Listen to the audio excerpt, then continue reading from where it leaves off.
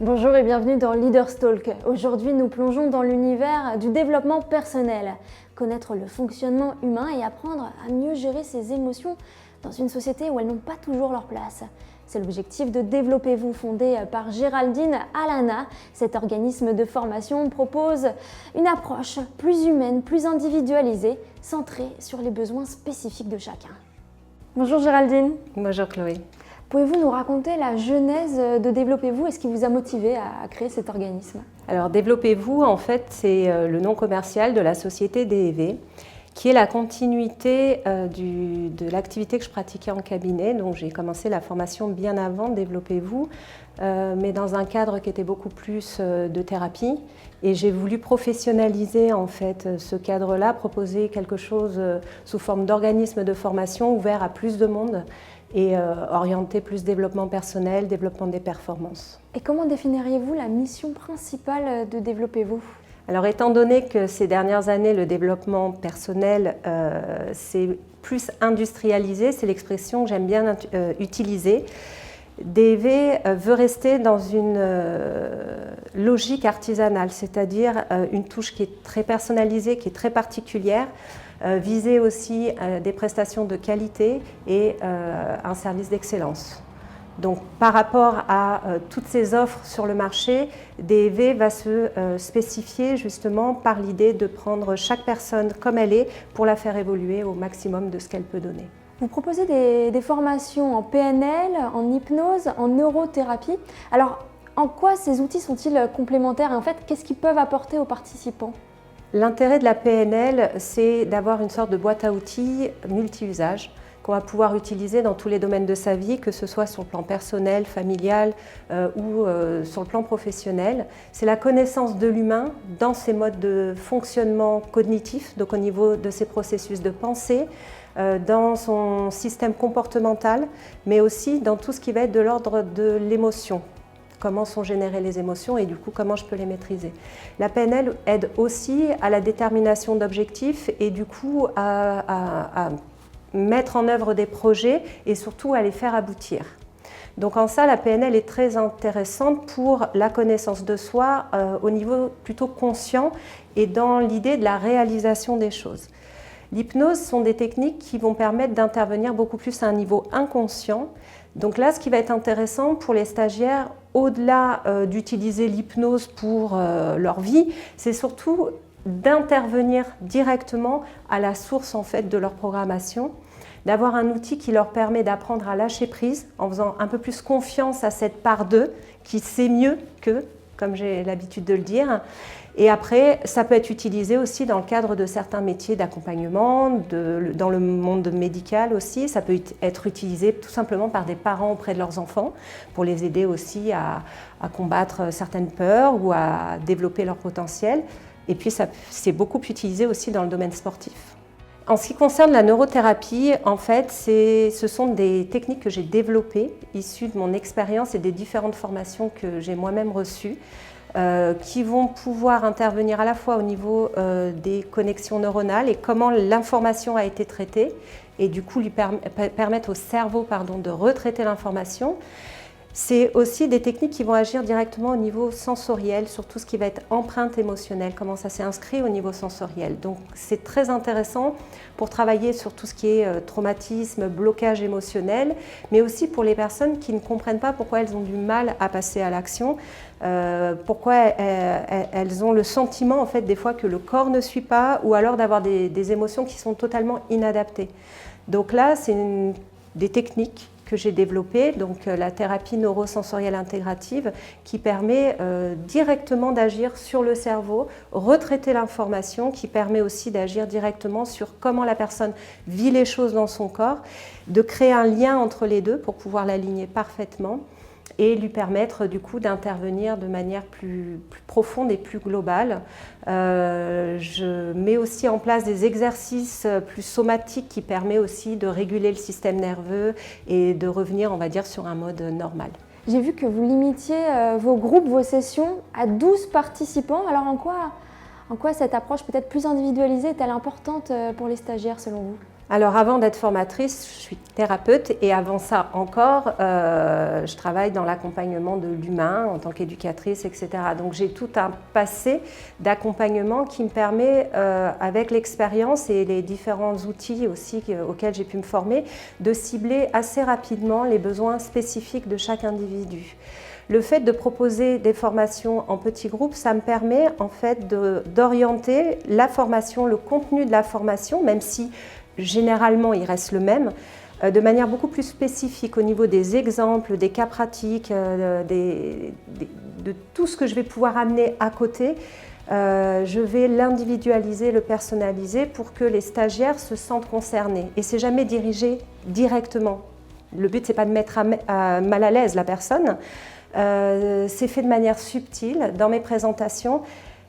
Chacun peut s'y retrouver et a le sentiment en fait, d'être là à la bonne place et que cette formation s'adresse directement à lui ou à elle.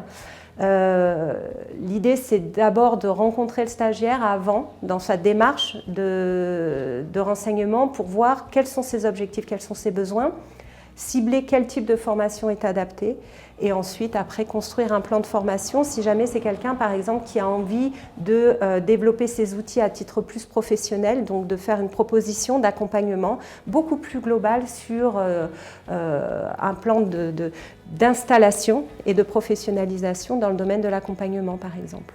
Il y a quand même quelque chose d'assez évident quand on regarde vos formations et votre public, c'est que vous travaillez énormément avec des femmes. C'est un choix de votre part. Pourquoi ce public ? Alors c'est un public que j'accompagne depuis très longtemps. Ça a commencé lorsque j'étais éducatrice spécialisée et que j'ai compris qu'en fait le pilier d'une famille était la femme et que le changement et l'évolution de la femme faisait modifier en fait tout le système autour d'elle, qu'elle avait un impact qui était très grand. Et du coup, j'ai orienté au début plus sous forme d'ateliers de développement personnel, de travail avec des femmes, de manière plus informelle et petit à petit j'ai professionnalisé ça dans un cadre de formation et l'approche avec la femme elle est intéressante aussi parce que une femme qui récupère un savoir va l'utiliser pour elle mais va avoir aussi tendance à le proposer et à le distribuer. La femme est beaucoup plus dans un partage et aussi dans une envie et peut-être même un besoin de faire aussi avancer l'autre, de faire évoluer l'autre. Donc en fait, c'est comme une sorte d'effet domino. En travaillant sur la femme, on impacte beaucoup plus de monde. Donc je trouve que c'est un levier d'évolution de la société de manière plus générale qui est très intéressant, qui va du coup pouvoir impacter directement les enfants, mais aussi les gens autour d'elle, que ce soit famille, amis, même au niveau du travail, parce que j'ai remarqué que même dans le cadre du travail, elle va redistribuer ce qu'elle connaît, ce qu'elle apprend et son propre développement. L'homme est beaucoup plus axé sur la performance. Puis vous avez également une autre branche, une autre casquette en fait, celle de préparatrice mentale. Alors j'imagine que ça doit viser peut-être un autre public.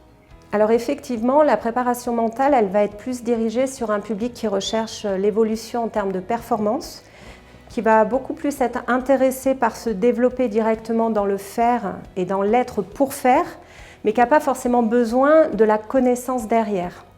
Donc c'est beaucoup plus pratico-pratique.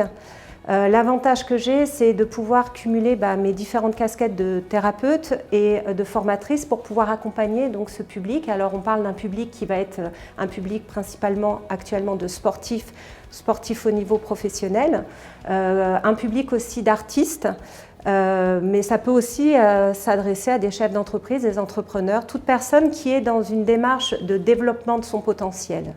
Ce qui est aussi intéressant dans la démarche de la préparation mentale telle qu'elle est faite et proposée par DEV, c'est qu'il y a une approche qui est aussi basée sur les neurosciences et sur la thérapie, donc la psychologie. C'est-à-dire qu'on n'est pas dans une préparation mentale classique qui va être axée beaucoup sur de la surface, en fait, du conscient.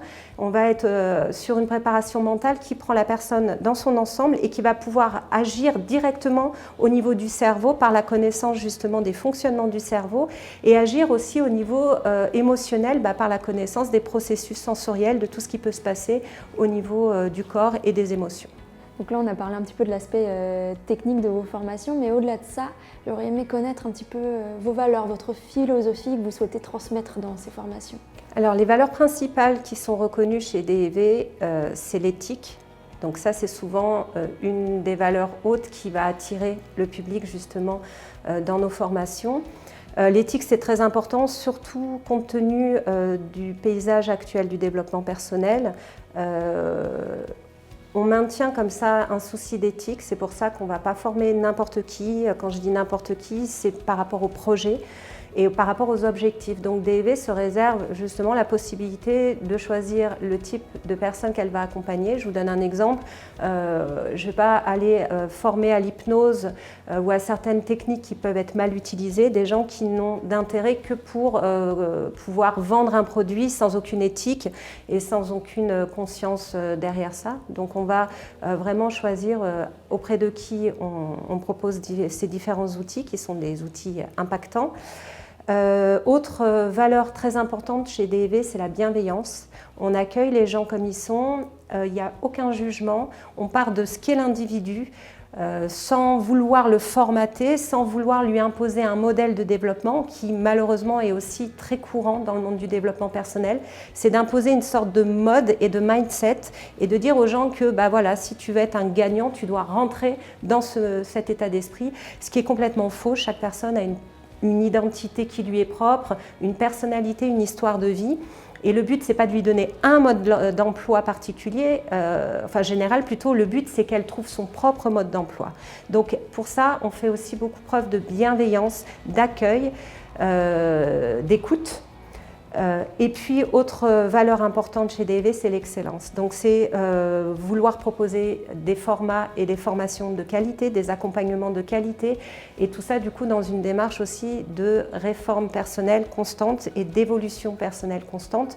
Donc, je suis moi-même de nouveau là, par exemple, en formation. J'essaie régulièrement de me former, de me tenir à jour des nouvelles de ce qui sort, des évolutions, notamment dans les neurosciences et d'autres techniques neuro-émotionnelles. Puis une question importante, pour ceux qui hésiteraient en fait à se lancer dans une formation en développement personnel, quels conseils aimeriez-vous leur donner pour qu'ils franchissent peut-être un jour le pas ? Peut-être se questionner sur, comme on dit, la personne qui est la plus importante pour eux et de manière stratégique dans leur vie, en fait, quel va être l'investissement le plus productif. L'investissement sur soi, c'est un des rares investissements où on n'est jamais perdant et qui génère du gain derrière. C'est-à-dire que peut-être qu'à un moment, il est important de prendre un certain temps et peut-être même d'investir aussi financièrement sur la carte maîtresse que l'on a, c'est-à-dire soi-même, apprendre à se connaître, apprendre à maîtriser qui on est pour pouvoir vraiment utiliser au mieux en fait son potentiel et sa personne dans tous les domaines. Donc ce que je peux conseiller, c'est peut-être juste se questionner sur là où on en est à ce moment-là et peut-être se dire quel cadeau ou quelle valeur je m'accorde à ce moment-là et comment je peux me faire proliférer encore plus. Et enfin, dernière question, quels sont vos projets, quelles sont vos ambitions pour développer-vous, en tout cas dans les années qui viennent ? Alors, continuer toujours dans cette démarche d'accompagnement, pouvoir le proposer on va dire de manière plus globale, pouvoir toucher peut-être des publics que je n'ai pas l'habitude de toucher, qui sont peut-être moins sensibilisés par le développement personnel et pour qui ça pourrait être intéressant de faire cette expérience et de découvrir aussi que le développement personnel, c'est pas seulement des TikTok ou des réels d'Instagram, que c'est quelque chose qui est vraiment sérieux, qui peut être très intéressant et pour ceux qui aiment apprendre, qui est une source d'apprentissage et de connaissances très très intéressante. Donc j'aimerais vraiment pouvoir aussi accéder à des gens qui sont moins orientés dans ce domaine pour leur montrer à quel point on devient puissant quand on a ce genre de connaissances. Merci beaucoup Géraldine. Merci à vous pour votre intérêt. Merci à tous pour avoir écouté cette émission et à très vite dans Leaders Talk.